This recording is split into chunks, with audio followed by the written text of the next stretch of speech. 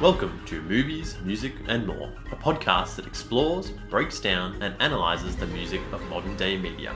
I'm James. I'm Andy. And this is Lassie. Join us, your guides, as we dive into some of the greatest scores of the century and uncover the secrets and genius hidden within. Alright, welcome fellow wizards and witches to our episode on Harry Potter and the Order of the Phoenix. And a big welcome to my favourite squib. How are you today, Andy? What the hell's a squib? What's a squib? Oh, you're not a true Harry Potter fan. A squib is you are a witch or a wizard, but you don't have powers. Or something, or you're the child of a witch and wizard, but you don't have any powers. So, sorry about that. Yes, well today we're going to get into the fifth Harry Potter film, and we solemnly swear we'll get up to no good today. Now, how many Harry Potter films are there? 7. 7, yeah, sort of 8 with the 2 parts. Why are we doing the 5th one, Andy? It has better music. Yeah, it's so... Well, something we didn't mention on our podcast in the first 2 episodes was that we really want to try and do some film scores that are more kind of underrated. Ones that haven't been talked about quite a lot, which the first couple of Harry Potter films by John Williams, the man himself, they've been talked about quite a lot because they are really great film scores. But, sorry, what were you going to say? They've been done to death. Yeah, they've been done to death a little bit, but still really great scores. But I feel we don't think we can bring anything new to the table with those. Whereas these sort of middle films, like film 4, 5, and 6, have still got great scores, but just don't get talked about as much. And the 5th one particularly is just one we liked quite a lot and thought deserves a bit of loving. Are you talking about loving the music or loving the movie? Oh, both. And it might be a little bit controversial that we picked the 5th one, because when I was doing a bit of research on this, everyone's got very mixed ideas of what's the best score or the best film from the Harry Potter franchise, which is a bit of a testament to just how consistently good they really were. It's pretty impressive that they got basically 8 films to be so good that people argue quite a lot about which is best. What's your favourite one? I only watched the first 5. You watched the... Oh my god, Andy, what are we doing? We need to just go watch the last ones. Okay. Well, kind of right now. Oh, gosh. All right. Well, I don't know what my favourite one is. It's too hard to pick. But I would argue that this film, the 5th film, to me is the most Harry Potter-esque of the scores that come, at least after John Williams. So we'll talk about a bit more of that later. But in case you've been locked up in Azkaban or something for the last 30 years and haven't heard of Harry Potter, Andy, could you give us a bit of background on just Harry Potter in general? So Harry Potter, it first started out as a book series by an author called J.K. Rowling. Harry Potter is technically the first book. It's about this kid called Harry Potter. Oh, what a surprise. About this kid called Harry Potter who his parents are murdered by a wizard called Voldemort. Happy start. Yeah, Voldemort is the big bad guy. He who must not be named. You know who? The Dark Lord. Known by many names. Known by many names, yes. Moldywort? He doesn't like that one as much. He'll come and... Yeah, kill you. We shouldn't say it, yeah. Anyway, you're not meant to say his name as well, in case you're not familiar. You do not say Voldemort's name, which we've already said 8 times, and we'll continue to say. So, anyway, keep going. And he moves in with... Is neighbours half...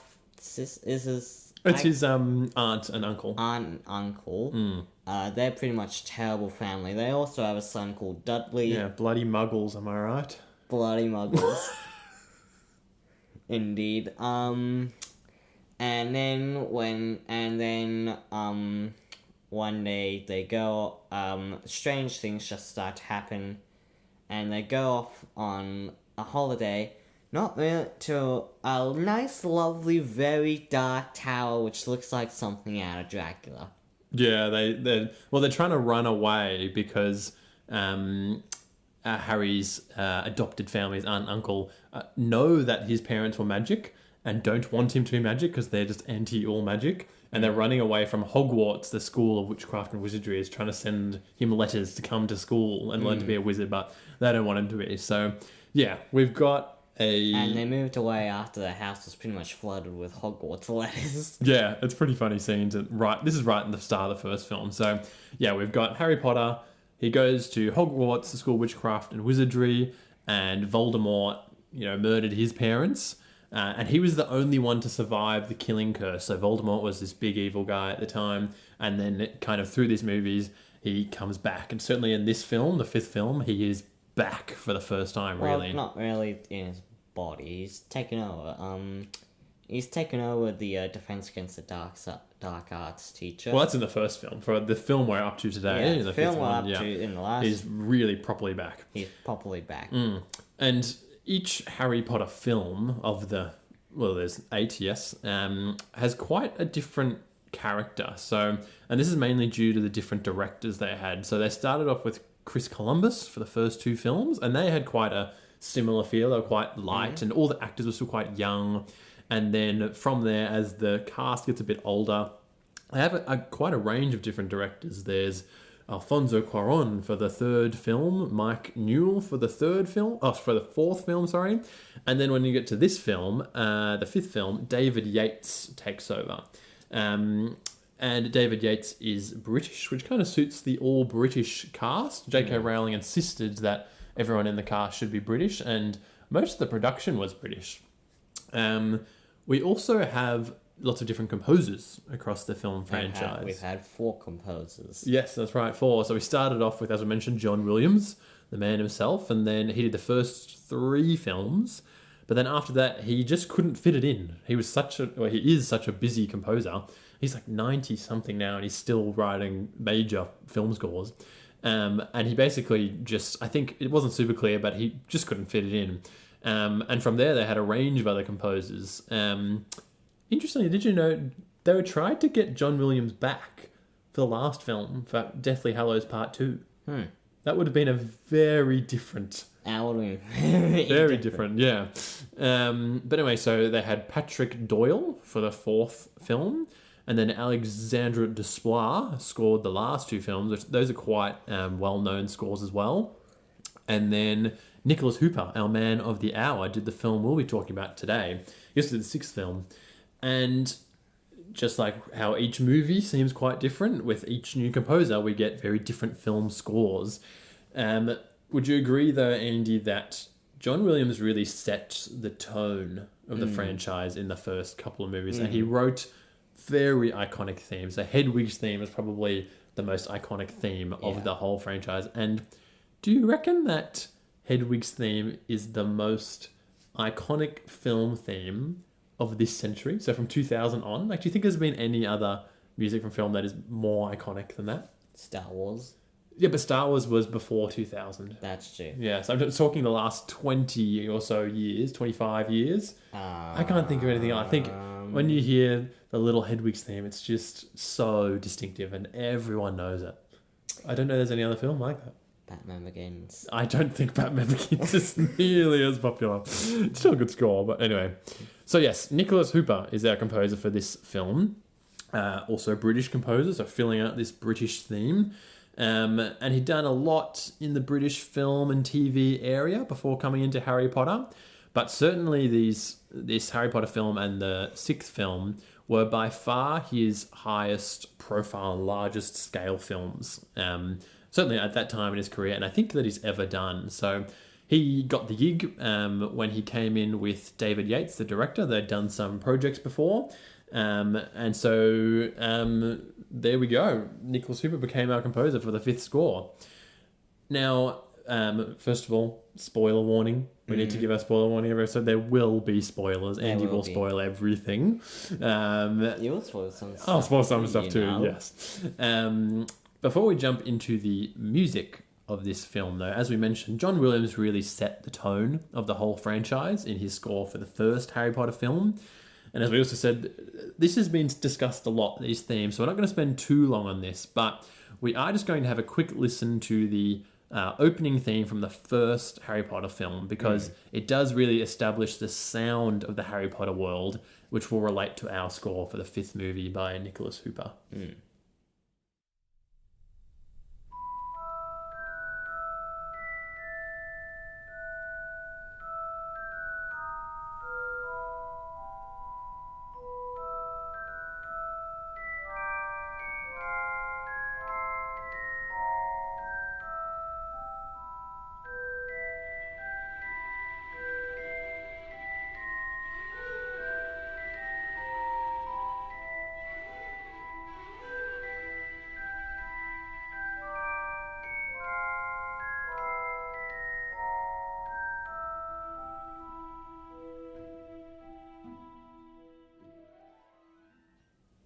So yeah, very, very iconic theme just there.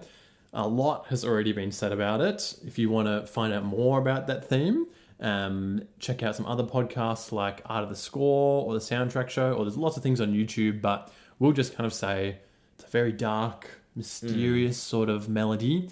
And for the purposes of our discussion of the score for the fifth movie, really notice the instrument that was playing that melody. It's called the Celeste. Now, Andy, could you describe the Celeste? I don't know what a Celeste looks like. Oh, well, it looks like a piano, basically, but when you play it, it has this different sound, almost like chime-like. And John Williams not only created this iconic Hedwig's theme, but he also set up the sound of the Harry Potter franchise by choosing that instrument. And that's the only piece of music that appears in every single Harry Potter film. Yeah. There's, like, as we mentioned, every film has its own musical identity, and there's really not much that reoccurs, but Hedwig's theme is really the connection between all of them. Now, do you reckon, Andy, that, like, it's called Hedwig's theme? Is it actually like... So Hedwig is Harry Potter's owl that carries his letters and things as pet. Do you think it's actually, like, Hedwig's theme? No. No. Like, what would you describe it as? Like... Because it's not really for Hedwig.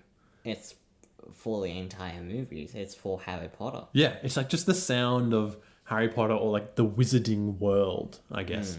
So for our film, Nicholas Hooper, this is kind of funny, listened to all of John Williams' scores and decided that it was best if he moved in his own direction rather than trying to emulate John Williams. Good idea, since emulating John Williams is pretty much impossible. Yeah. Like, he's like, as far as film composers go, this is not a dig at Nicholas Hooper. I think he's an awesome composer, but John Williams is just like a next level. Like, no one can really touch him. Having said that, even though Nicholas Hooper was like, I'm going to do my own thing, he does borrow and vary Hedwig's theme like every other composer in the franchise, and he uses it just at kind of particularly dramatic moments in the film. Not attached to a character, just a general theme. Yeah. So let's have a quick listen to the opening cue for our film Order of the Phoenix and listen out for the use of Hedwig's theme.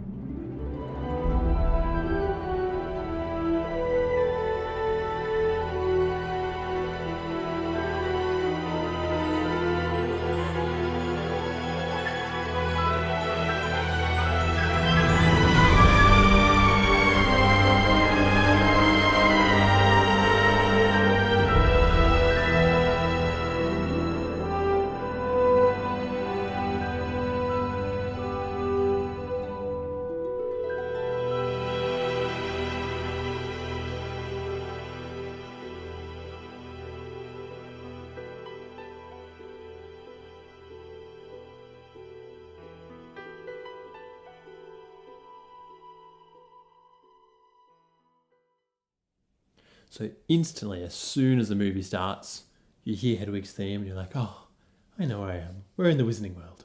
Now that track in general is pretty dark compared to the opening for the first film that we heard earlier, which, even though that first cue is pretty dark and mysterious, kind of sets the tone for this film, and it's going to be more dark and serious. Yeah. I haven't really talked about this film's plot. Could you give a quick outline of this film, particularly? Technically, this film's plot is it's just after the events of Voldemort coming back to life from the dead. Not good. not good at all.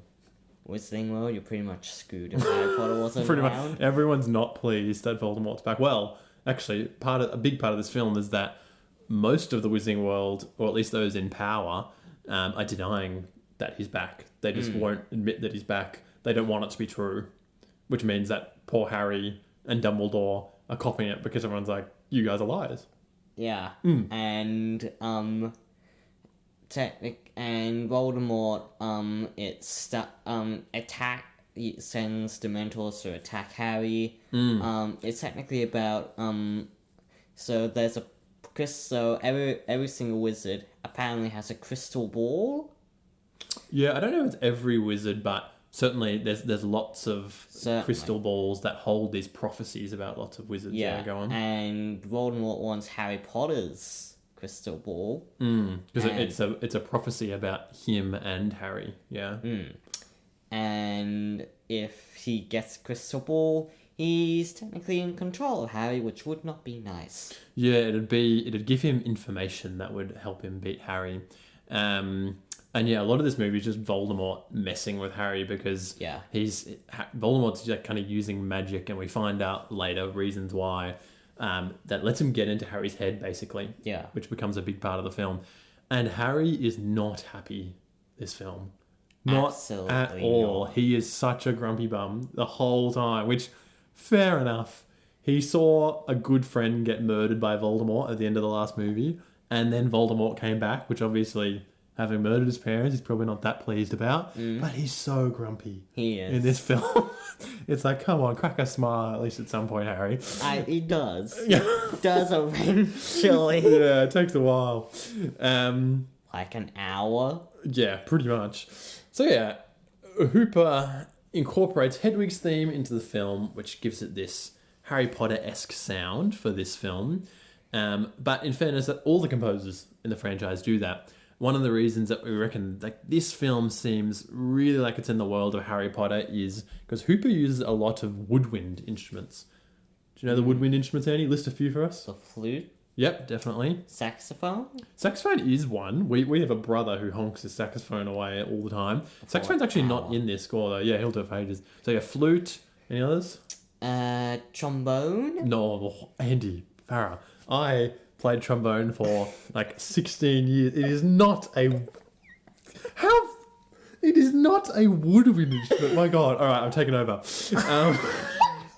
Woodwind, flute, definitely. Definitely. Saxophone is one, but I said it's not in these scores. Clarinet.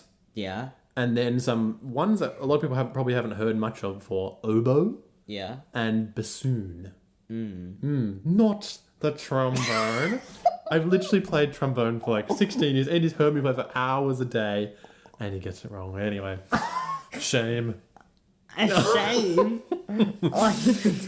Oh, so Hooper, yeah, he doesn't just borrow themes from John Williams. John Williams really featured woodwind instruments, not the trombone, in his scores for the franchise, making them kind of the signature sounds for the Wizarding World, along with that Celeste from before. So by Hooper doing it a lot as well, he kind of, even though he's not borrowing a theme from John Williams, he borrows the sounds from John Williams. So for a bit of an example, let's have a listen to this cue from the first film written by John Williams that just shows off the sound of some woodwind instruments for us to hear. So Andy, listen up. You'll notice, I can't believe you said that. No trombones. Have a listen.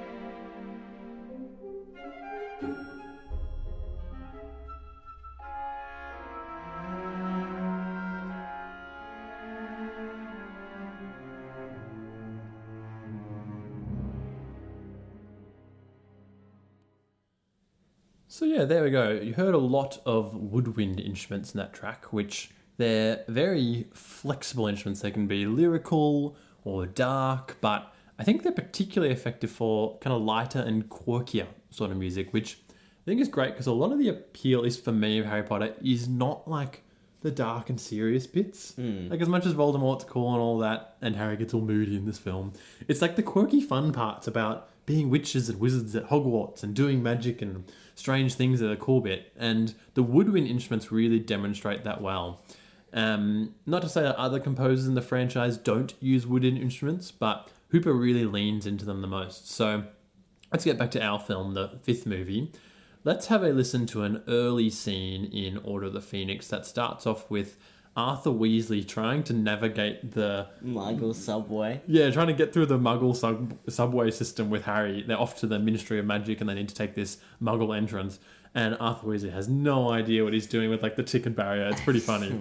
And you'll hear, alongside this funny little scene, you'll hear woodwind instruments demonstrating the humour and quirkiness. So let's have a listen.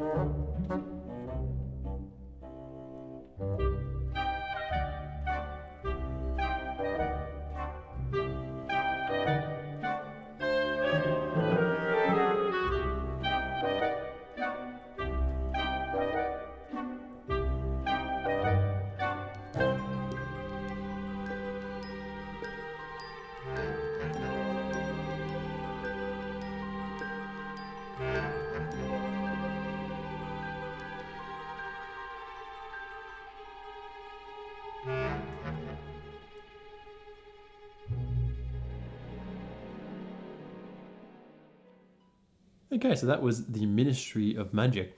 That instrument right at the start of the track, what was it, Andy? A bassoon. A bassoon, lucky guess, good. I was going to say trombone. This is not going to become a thing. So yeah, bassoon, woodwinds were at the forefront for that whole track. You got clarinets, flutes, even got some contra bassoons and bass clarinets, which are like really massive versions that are really low. And it's also, if you listen closely, you would have heard some chime-like mallet percussion that sounds similar to the Celeste from Hedwig's theme. So again, all these things combining to create that Harry Potter sound palette that John Williams established.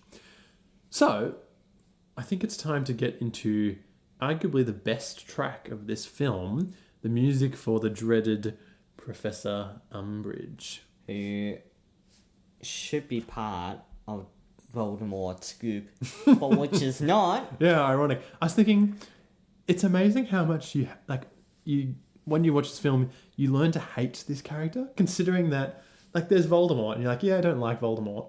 Pull up Professor Umbridge, and it's like, oh my god, like, she's the worst. How is she worse than Voldemort? But even though Voldemort has done so much worse things, there's something about Professor Umbridge that is just so irritating. Oh, give me your best Umbridge cough. So Professor Umbridge is this. She's described, especially in the book, and they did a really good job casting and setting her up. She's described as this chubby, stout, little older lady. In the book, they actually call her Toad, like, quite a lot. Yeah, pretty harsh. And she's like, she wears all pink all the time, and her office is all pink with like these little cat photos everywhere, and she's very like, hello.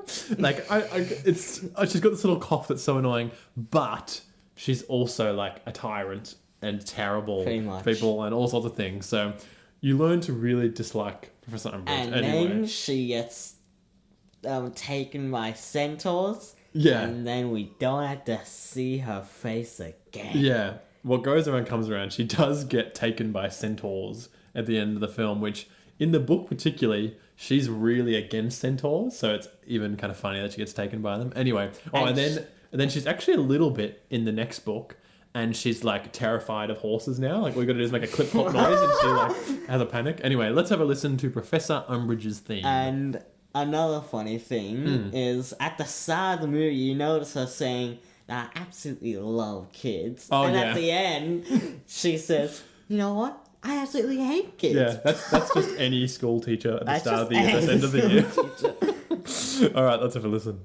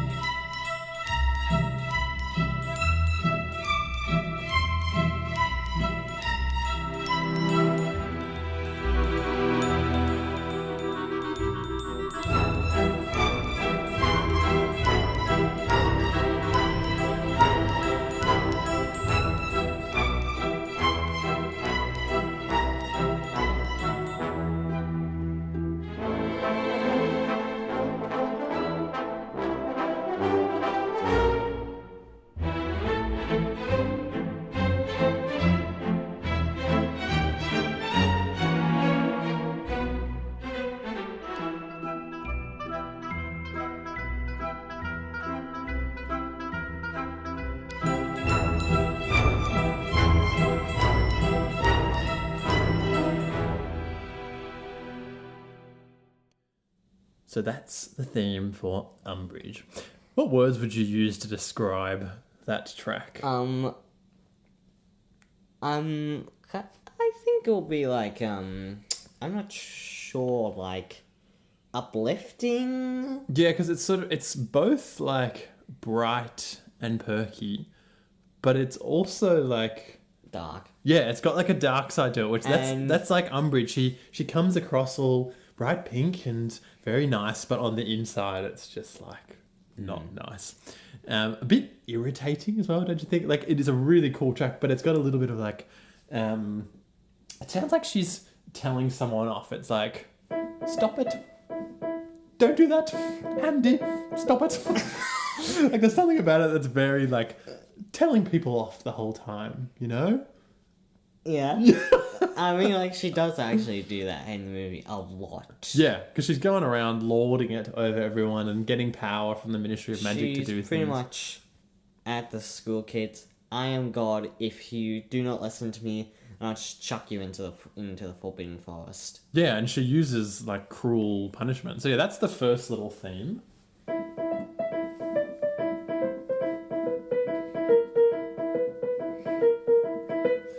Then there's another little bit in the middle that goes sort of like this.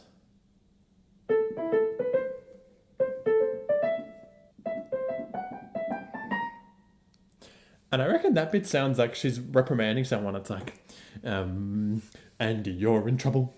Andy, you're in trouble. Like it's like very like it's just like she's telling people off. She's going around lording it over everyone. She sets a whole bunch of new rules, like signs above the eating hall or something. Yeah, they keep putting up these educational decrees, which is just Umbridge's rules. And there is so much. Like, I bet at the start when they were making those things, doing production, yeah, they had a whole bunch of ideas. And when they were just getting to the end, they were just scrambling for ideas. Yeah, well, yeah. How can you make up that many rules? Anyway.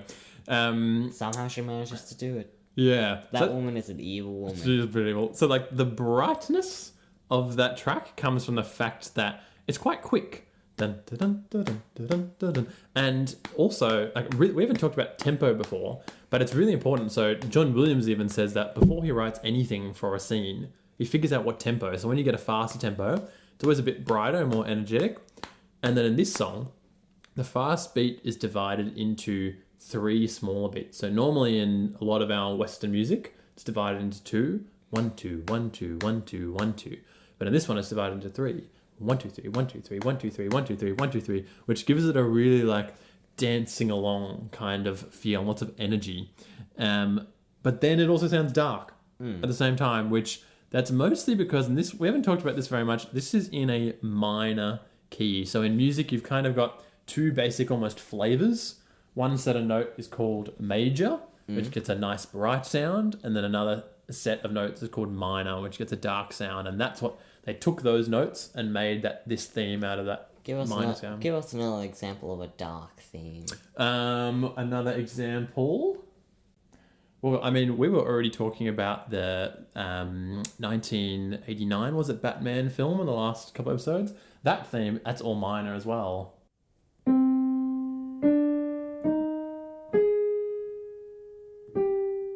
For a little example, if I just turned that into major,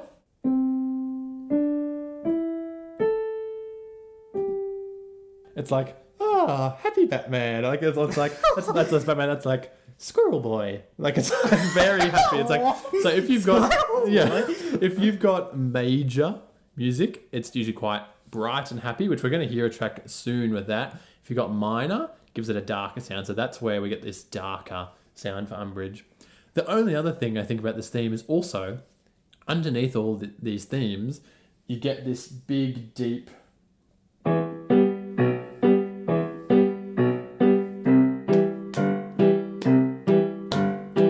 which is a very, like, boom, boom, like plodding along. This is the Toad-like part of it, hopping along the hallway.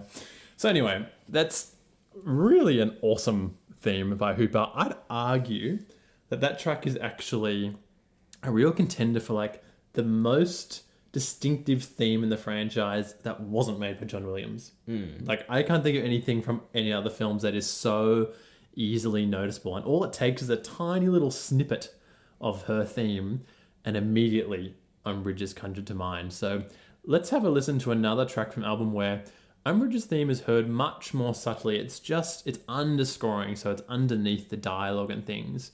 But it's so noticeable. And you actually hear at the start of this cue, there's a really nice little bit of flute music where there's this magical paper bird flying around. See if you can spot when Umbridge promptly jumps in and burns it to a crisp. Have a listen. She pretty much just goes, a bird. Yeah. Fun. Destroys.